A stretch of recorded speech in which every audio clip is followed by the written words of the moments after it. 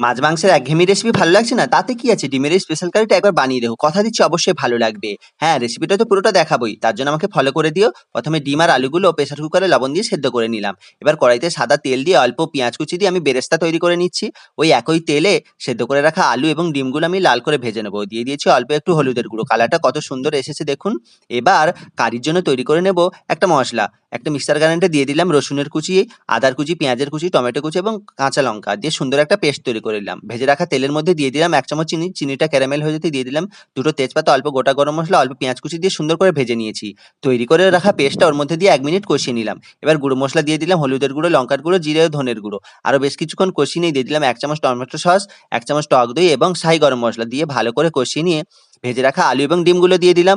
দিয়ে ভালো করে নেড়েচেড়ে অল্প একটু জল দিয়ে গ্রেভিটা বাড়িয়ে নিলাম। তার আগে দিয়ে দিলাম সামান্য পরিমাণ লবণ। ভালো করে ফুটে উঠতেই দিয়ে দিলাম গোলাপ জল এবং কেওড়ার জল। ওপর থেকে বেরেস্তা ছড়িয়ে দিলেই প্রস্তুত।